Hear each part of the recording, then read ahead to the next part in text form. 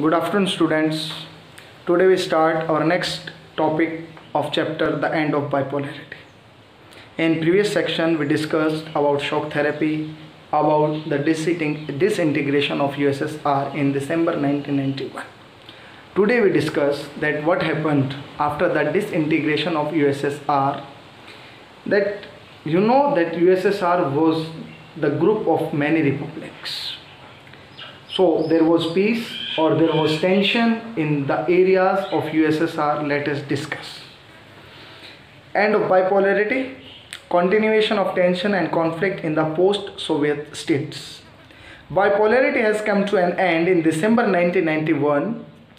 Most of the former Soviet republics were prone to conflicts, civil war and insurgencies. So after the disintegration of USSR, there were the problems like civil war, like conflicts, like the military attack. So these were the several problems which faced by the post-Soviet countries.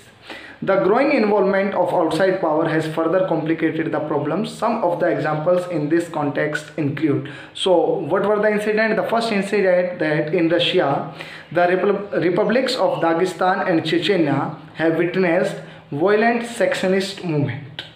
What happened? In the two republics of Russia, Chechnya and Dagestan, both these republics tried to make independent country from Russia. And there was a civil war in Chechnya in 1994. So the two presidents of USSR of Russia, the Stalin and Khrushchev, they also struggled a lot due to the civil war and due to the demands of Dagestan and Chechnya as an independent country of the world. Second one is in Central Asia. This is very important question for 2 marks, that in which country there was a civil war for 10 years. So this was Tajikistan, and in Central Asia, Tajikistan witnessed a civil war and went on for 10 years, 2001. So there was a civil war in Tajikistan from 1990 to 2001. Next one in Georgia. The demand for independence has come from the province, resulting in a civil war. So in Georgia, there was also the problem of civil war because so many people they demanding independent countries on the map of world. In the Central Asian republics are areas with vast hydrocarbon resources which have brought them economic benefit. So in Central Asia, there were several regions which are the source of hydrocarbons. So this region was very important for economic region.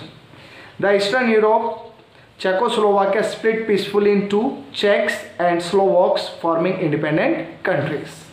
After 1991, Yugoslavia broke apart with several provinces like Croatia, Slovenia, Bosnia, Herzegovina declaring independence. So this was the history of the post-Soviet countries of USSR, that after the disintegration of USSR, there were several nations which come on the map of the world as an independent nation. Next topic is very important, that is the India's relation with post-communist countries. So I want to tell you that India had always good relation with Russia.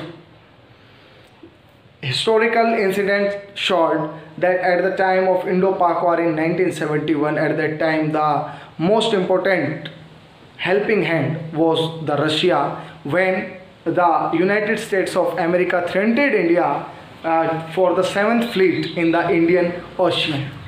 जब America ने 1971 की जंग के दौरान ये कहा कि मैं 7वां बेड़ा हिंद महासागर में उतार दूंगा in the favor of Pakistan, then this country, Russia, favored India.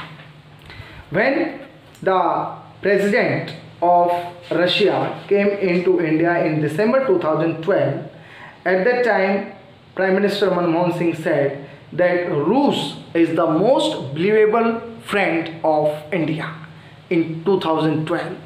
This statement showed that there was a historical relation. There is a historical relation of India with Russia. India has maintained good relation with all the post-communist countries. India's relations with Russia are an important aspect of India's foreign policy. As we know that India did not become the part of USA and USSR, and we can see that on the economic model of India we can see the effect of socialist model which is adopted from Russia.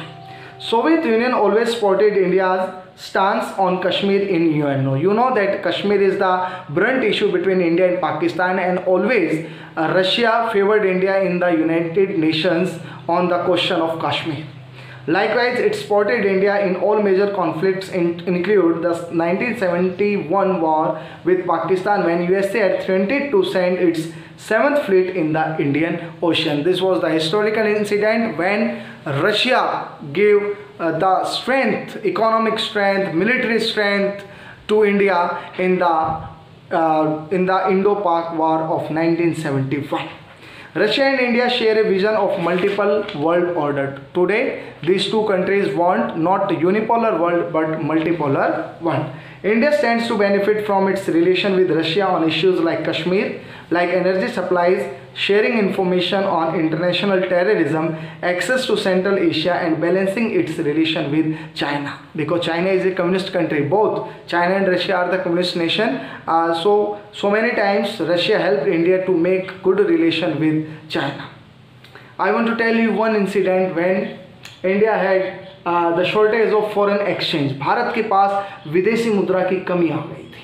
उस समय रूस ने Indian currency को adopt किया और बदले में भारत को आयात और निर्यात करने का क्या दिया था, परमिशन दिया था. तो ये सारी चीज़ें शो करती हैं कि रशिया हमेशा से ही भारत देश का एक बहुत अच्छा क्या रहा है, दोस्त रहा है.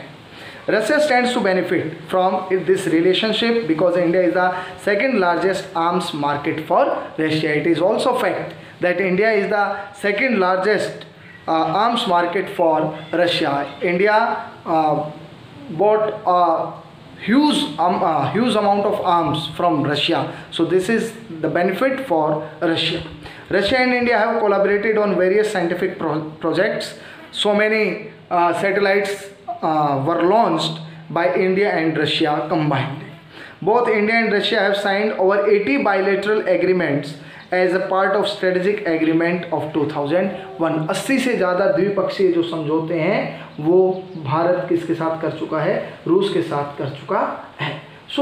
जितने भी ये पॉइंट्स जो आज हमने डिस्कस किए हैं, ये सारी चीज़ें दिखाती हैं, ये सारे पॉइंट्स शो करते हैं कि भारत देश का जितना अच्छा रिलेशन इस विश्व में रूस के साथ रहा है उतना किसी दूसरे देश के साथ नहीं रहा है. So dear students, today we discuss that what happened after the disintegration of USSR in the post-Soviet nations like Dagestan, like Chechnya, like Georgia, like the Central Asian republics, Czechoslovakia, Yugoslavia, Croatia, Slovenia, Bosnia-Herzegovina, and next we discuss about the India's relation with the post-communist countries. Thank you and have a nice day.